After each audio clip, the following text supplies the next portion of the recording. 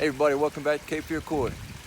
I had a couple requests. People wanted to know what a aerator and a skimmer box looks like and does for your pond.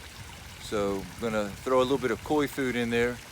It's gonna float a little bit and it's gonna show you what your solids will do, such as leaves, grass clippings, small branches, etc.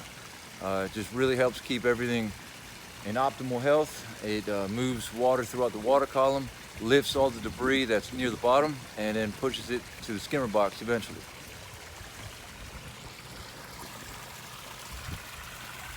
So here we are with the aerator.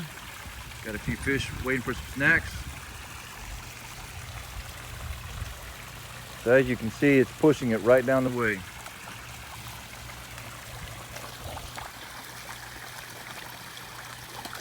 You see it moving toward the left of the screen, eventually making its way to the skimmer box, located right here. So all that debris just eventually gets pushed over. See the fish now? They're chasing the food over towards it. And that's another nice thing that it does. It will collect any uneaten food, which can get spoiled and cause a lot of poor water quality.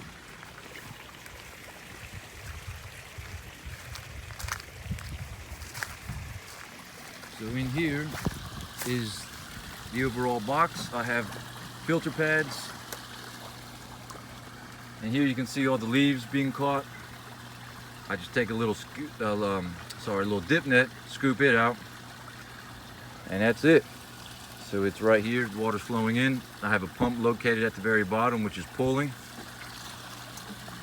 Then it goes up underground. Got a splitter right here. One goes to my UV, one goes to my waterfall, then goes over to my discharge under the waterfall for my UV, which then I have it directed down inside under the water column, and then it tees off at the bottom to get even further water movement. And in a nutshell, that's what your aerator and your skimmer box will do, and you get some crystal clear water. You see the fish are quite clear, bright, and happy. All right.